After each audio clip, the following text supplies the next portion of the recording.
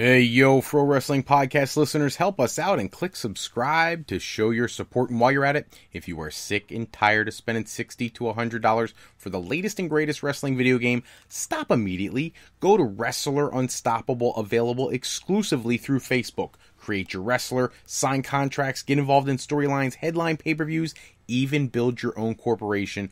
All included in Wrestler Unstoppable, available now to all Facebook users, totally free. If you're all in for the All In show on September 1st, make sure you go to frowrestling.com, click on the link, and grab your All In merchandise. Find those links right on frowrestling.com right now and get your gear for the show. If you want to become a member of the Pro Wrestling Podcast family, you want your name in the shoutouts, like our good buddy Harold in St. Louis. Harold, hope all the marathons are treating you well, buddy. Take care. Check out our Patreon page at patreon.com/ProWrestlingPodcast and sign up today. Don't forget our loyalty rewards. Anyone who contributes $25 a month will become a co-host with me for an episode of Going Live, as well as our $10 a month contributors will get entered into a drawing for also co-host an episode of Going Live with me.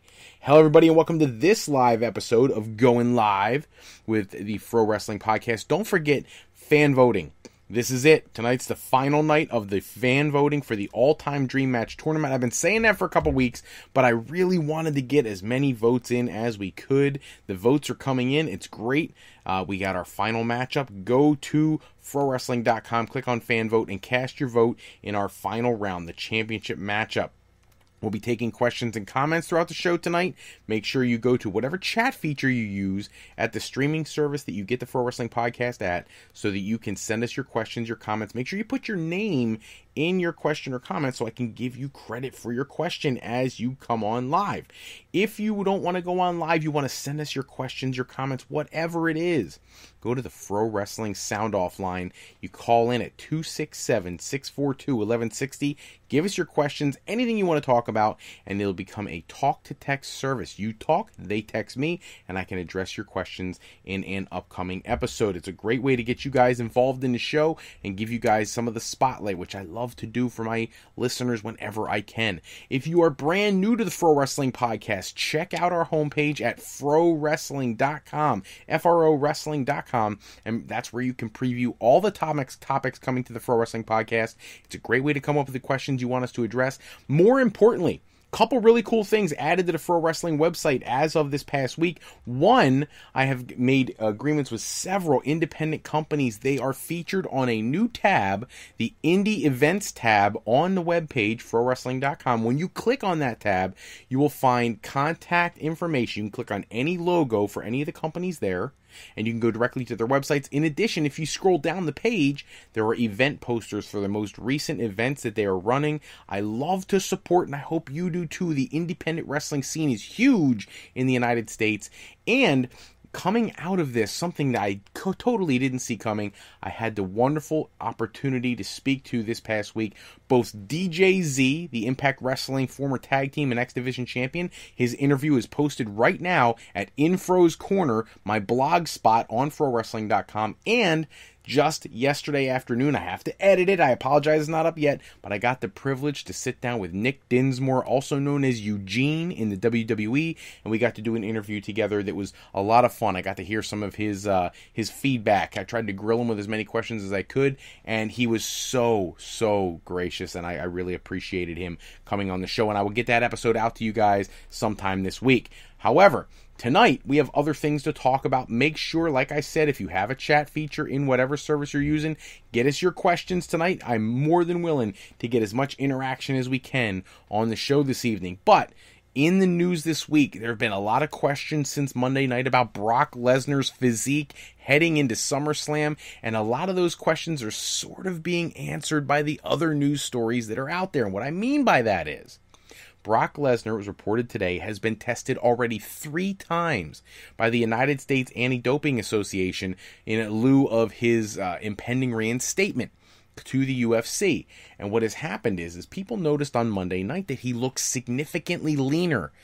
And now, to me, that's a good thing. He looked lean and cut and fit, and he looked more muscular and put together than he normally does. Now, don't get me wrong, he's always a genetic freak, but He has looked very thick in the recent couple years, and this time he looked slim and trim. He looked great. He looked like the Brock from maybe 10 years ago. And that's an interesting situation because in WWE, as many know, when he fought Mark Hunt at UFC 200 and he failed the drug test, WWE's response was they don't have mandatory testing for part-time performers, which allowed a window for Brock Lesnar to use performance-enhancing drugs and still be on the main roster. And then they reward the guy with the Universal title run for over a year. So it begs to question, has Brock been juicing for the last couple years? And look, there are plenty of people who would say, yeah, of course he has. Haven't you seen the guy? I'm not that guy. I don't care if he has or hasn't. I don't pass judgment without evidence. Now, the evidence indicates that at one point he did, or else he wouldn't be in this US ADA testing protocol to begin with. However, the fact that he is as slimmed down as he is tells me he probably has been doing more than we probably would like for him to have been doing.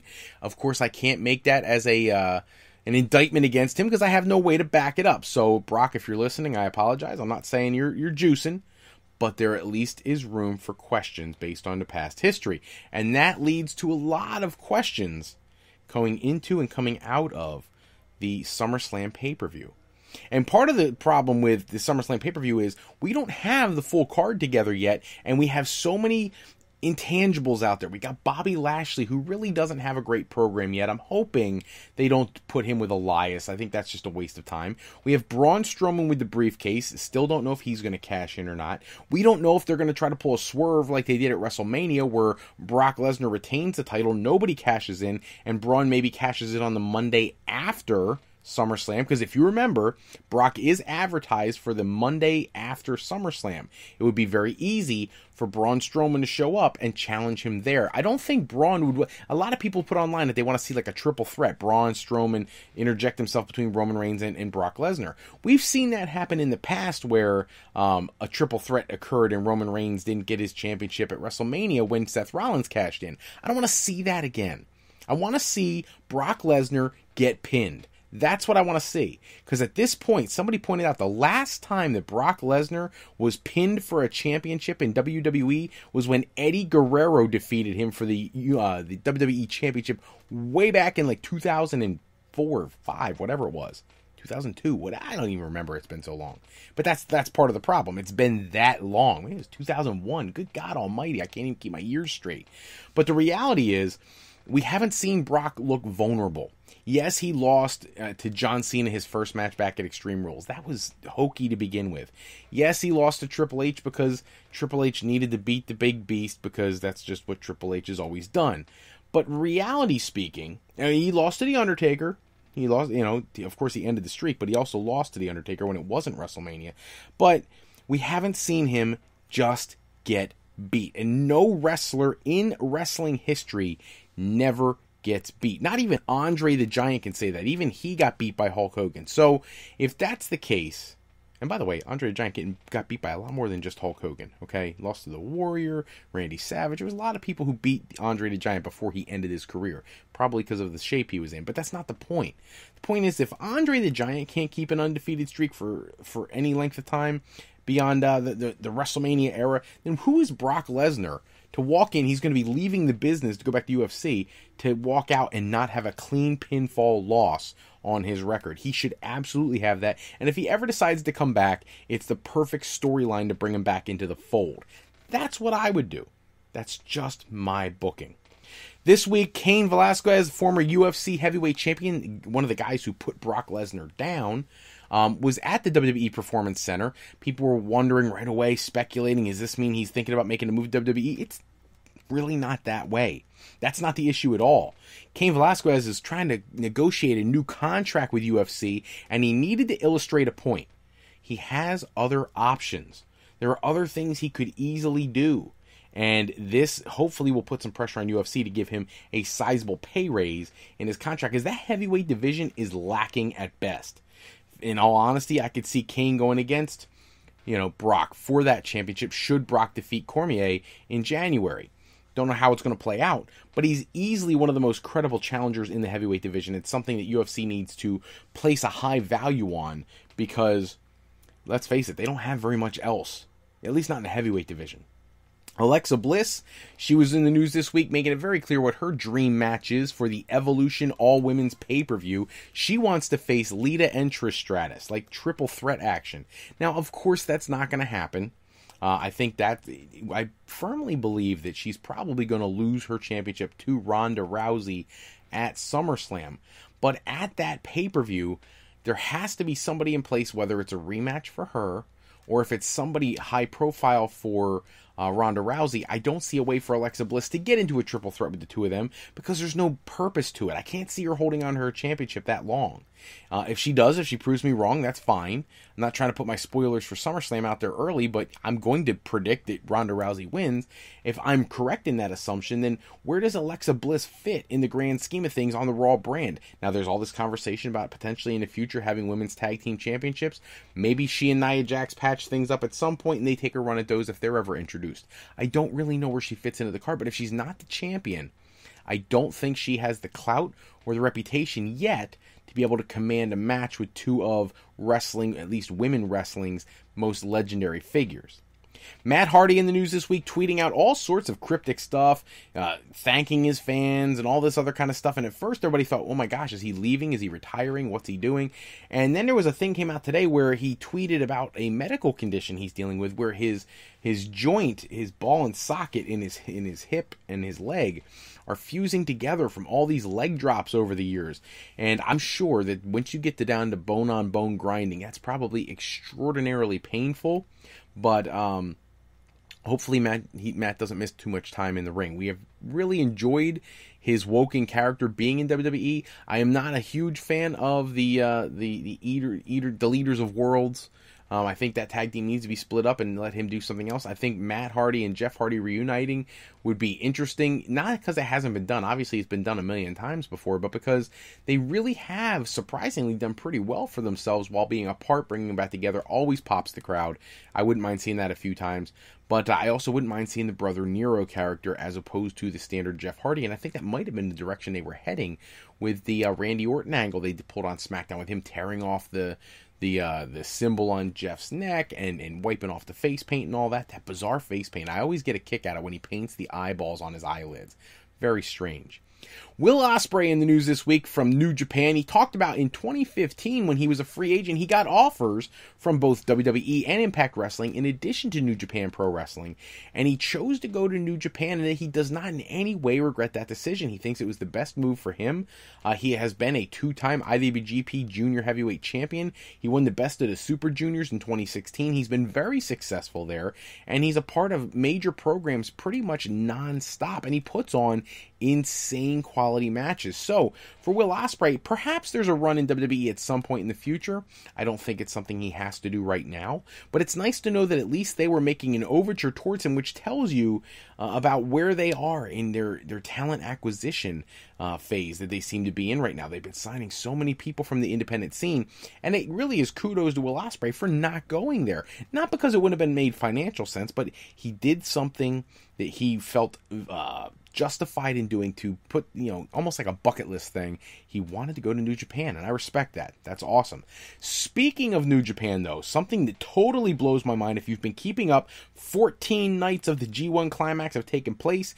Kenny Omega is leading his block, and Hiroshi Tanahashi is leading his block. Now, the thing that is shocking was last night, night 14, Kenny Omega losing to Tomohiro Ishii in the block rounds. Now, despite the fact that he's leading with 12 points, he has a 2-point lead over Tetsuya Naito, and I fully expect him to win his bracket. It creates a very interesting and necessary sidebar.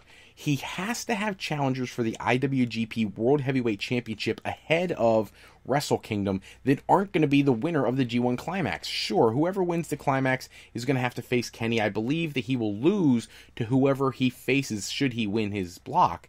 Whoever he faces, I feel like he'll lose to, setting up a great match for the championship at Wrestle Kingdom. There'll be storyline there. Could be Tanahashi. He's not the top of my list of who I want to see Kenny face at Wrestle Kingdom. I would actually like to see him wrestle Tetsuya Naito, but they're in the same block together. So that match has to happen in the block format, and that creates a situation where Naito could face Tanahashi. But that match has also been done to death in the past. So it's really an interesting situation right now for the G1 Climax. There's so much going on, and it could really go in so many different ways. So we'll have to wait and see how those things play out. Coming out of Raw last week, I forgot to say this at the top of the show, but with the Brock Lesnar segment, I've had people call in and send me messages on the sound off line, and I cannot say this enough. If you're going to call in, I love it. Thank you. I appreciate it. I love your comments.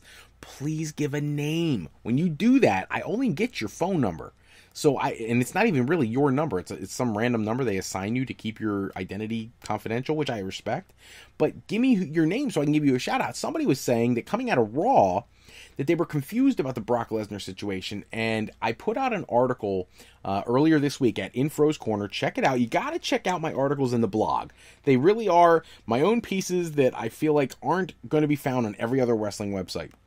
I'm not going to say that I don't cover some things that other people are talking about, but I try to give you my perspective on something, and I try not to be the same as every other website out there. This week alone, article that we're about to talk about with Brock Lesnar, what I think needs to happen at SummerSlam.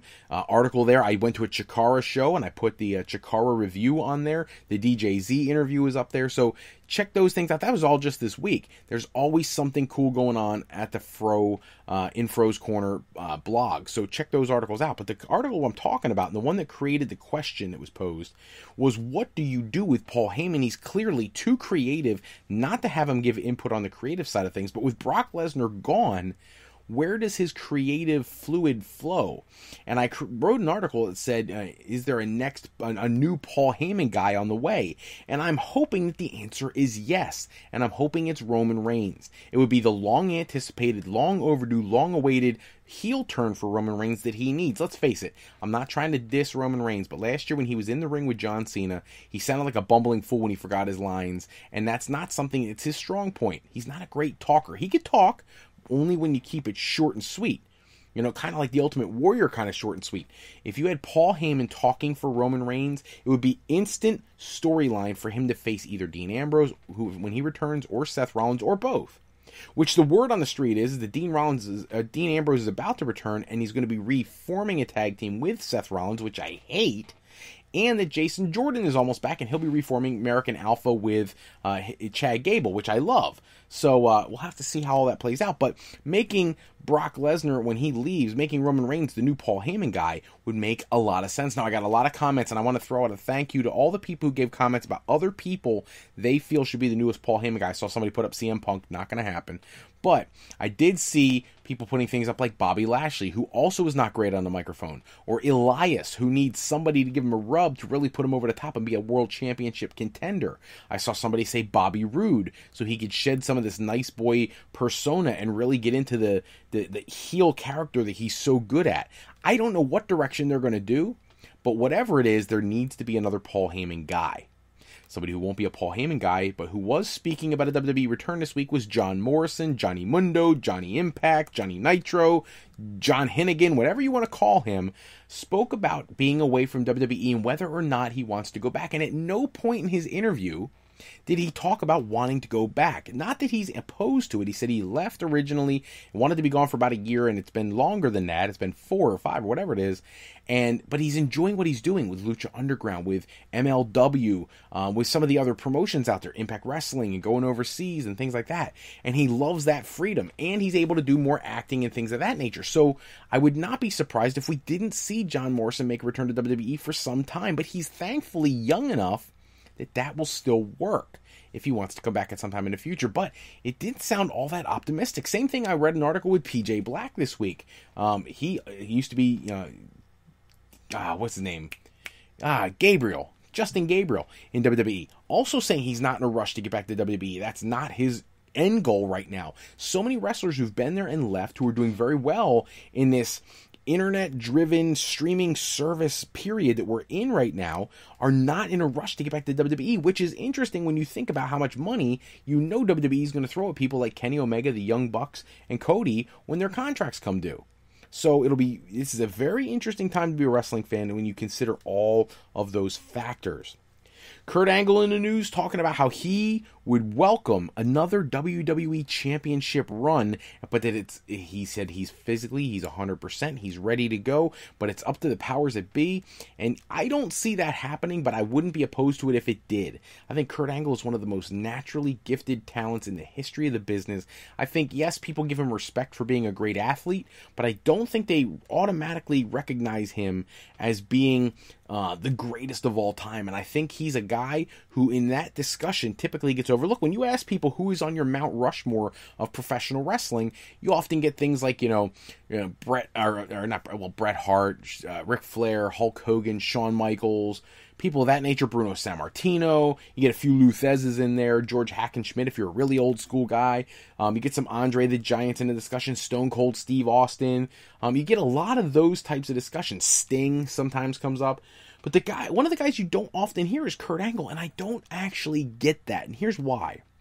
Kurt Angle was an amateur wrestler like many wrestlers have been, but he came into WWE and acclimated so fast to the professional wrestling style that it's just mind-boggling when you compare his learning curve to everybody who came before him and everybody who's come after him.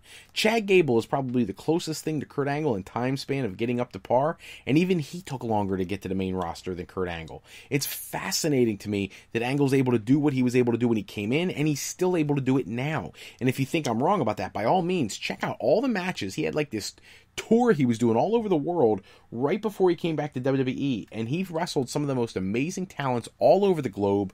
There was a match against Joe Hendry over in Europe that I think was fantastic.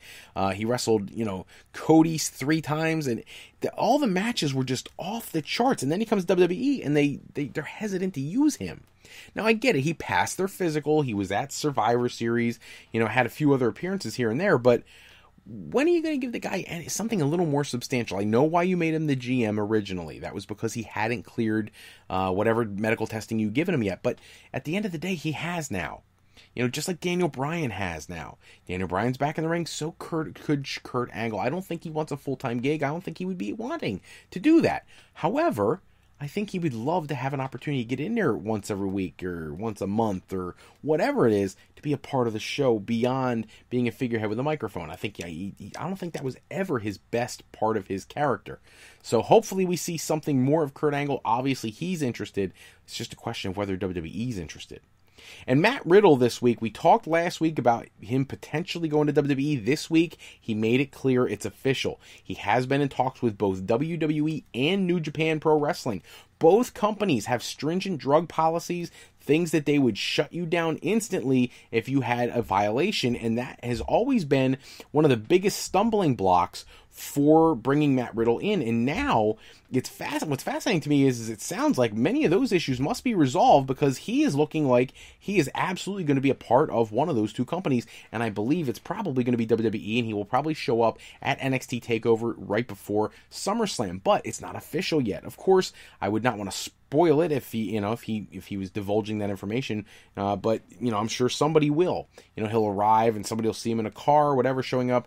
I hope we don't know until the minute they put him on camera if he actually, in fact, does go to WWE. If he does not and he goes to New Japan, I'd love to see him attack Kenny Omega immediately. Put him right to the top of the card because he's that good. I want to give a couple shout-outs to Warrior Wrestling. They're one of the contributing companies to the indie event page. They have an event coming up on Sunday, September 2nd, 7 o'clock. Make sure you go to their website or Google them for Warrior Wrestling. They have a great show coming. Susquehanna Wrestling Organization has a show coming August 18th, Saturday night, at the Seven Valleys Fire Company in Seven Valleys, Pennsylvania. Check them out if you get the chance. We have, if you've heard of Reliant Wrestling also Sunday, August 26th. They have a show. Go to their website. House Party 3 is a part of the Modern Vintage Wrestling. September 21st. Big card. It'll have Pierre Carl Ouellette. It'll have Tommy Dreamer, Abyss, Robbie E. There's a ton of talents that are going to be on their show. Bandit Wrestling, another one that is now advertising with the Pro Wrestling Podcast. Pro Wrestling Freedom has an event coming August 10th. Make sure you check out their website if you are in their area. They're in Jeffersonville, Indiana. If you are a Chikara fan, August 11th, Chikarasaurus Rex, A Deadly Secret, coming to 4711 Wingate Street in Philadelphia. We have APW Sucker Free on August 17th, Friday night. check them out if you are anywhere near Daly City, California.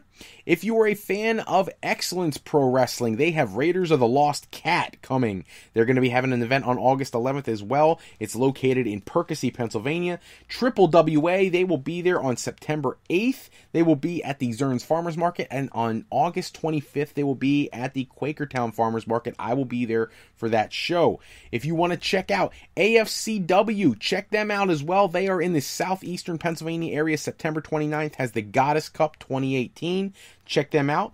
And if I'm telling you, there are so many corporations, I can't get through them all, but I will tell you the one I absolutely want to give a shout out to is Midwest All Pro. They have Sioux, S-I-O-U-X, like Sioux Native American, Supermania, coming September 28th, 6:30 to the Sioux Falls Convention Center. That company is owned and operated by Nick Dinsmore, also known as Eugene, whose interview we did just this week for the Fro Wrestling Podcast. So if you get a chance, there are several others on the website. Go to frowrestling.com. Check out the independent company tab. It's called Indie Events. Click on that, and they will give you all the posters for each one of their shows. You can check those out. Make sure you go to Infro's Corner to check out the articles. We want to hear from you guys, too. The Fro Wrestling Sound Off line, 267, oh my gosh, 642-1160. I almost forgot my own phone number. All right. So, that is all the time we have for this episode. Check back with us next episode. We'll run down all the latest wrestling news and rumors. As always, special thanks go out to bensound.com and purpleplanet.com for producing all the music and sound effects we use in our shows. Today's podcast was sponsored in part by Beazle Games. Bringing a new friend to family game night is easy with sketchy people. Showcase your artistic side in this new game from Beazle Games by going to frowrestling.com and clicking the icon in the middle of the screen to pick up your copy today. And to alleyrepair.com. Contact Alley Repair for today for servicing of all your classic skee ball, pinball, and arcade game needs. If you're looking for your next career move and you're considering college, university life, or you just need some formal training for your next career decision, go to our website at frolifeplanning.com for all your higher education needs, as Fro Life Educational Planning is for today, for tomorrow, and for life with Fro Life. And for the month of August, if you sign up with Fro Life Planning now, we will waive the $50 initial fee and give you a free career assessment for college entrance only. Give us a call, 267-626-3105 at frolifeplanning.com. I'm Fred Froelich, better known as Mr. Fro. I want to thank you guys so much for taking a few moments with us this evening. And if you want to check out the latest wrestling news and rumors, go to www.tsj101sports.com for their articles, as well as Infro's Corner, my blog, for my latest articles on the world of professional wrestling. Until next time, take care, everybody, and have a great night.